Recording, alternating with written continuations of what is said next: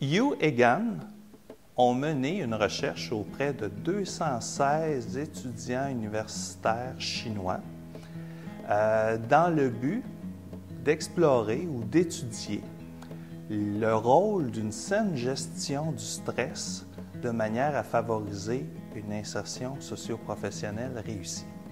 Pour ce faire, ils ont procédé à l'administration de 2 inventaires de personnalité auprès de cette population, inventaires qui, grosso modo, portaient sur des items ou des questions relatives à des comportements, des attitudes ou encore des stratégies d'adaptation relativement au stress en général et à l'insertion professionnelle en particulier. En guise de résultats et du même coup d'application pratique, Yu et Gan amène 3 éléments fort intéressants pour les professionnels du développement de carrière et de l'orientation.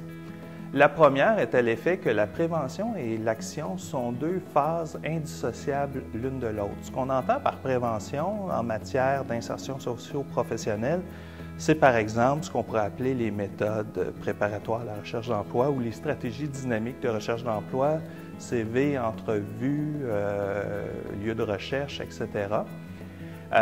Et l'action, c'est effectivement d'aller sur le terrain, d'essayer de réaliser tout ça.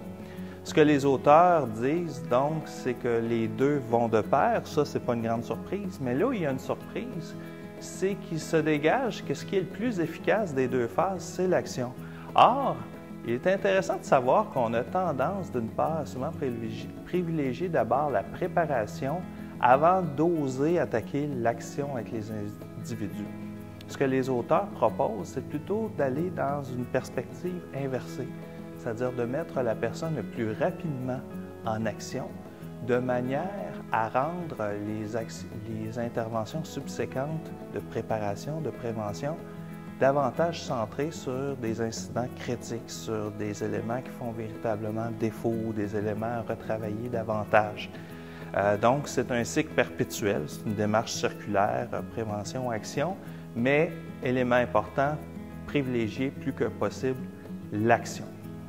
Autre élément, il y a le fait que les auteurs font ressortir qu'en matière de gestion du stress, et d'ailleurs ils parlent de gestion du stress et non pas d'élimination du stress. En ce sens, un danger pour l'intervention, c'est de croire qu'on peut traiter, éradiquer le stress que peut vivre la personne en contexte de recherche d'emploi et d'insertion professionnelle.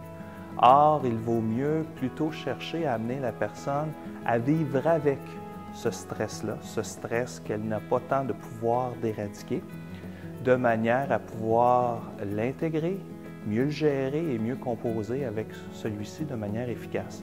À cet égard, la démarche des auteurs et ses résultats permettent d'une certaine façon de s'inscrire dans une intervention proche des nouvelles approches que sont par exemple l'ACT, l'Acceptance and Commitment Therapy, ou encore les approches de pleine conscience et autres du même genre, qui mettent en valeur l'importance d'être à l'écoute, de posséder une sorte d'écoute de soi, des pensées, des émotions, de ce qui nous habite à un moment présent donné, donc au moment présent en fait, de manière à pouvoir mieux par la suite agir de façon plus consciente.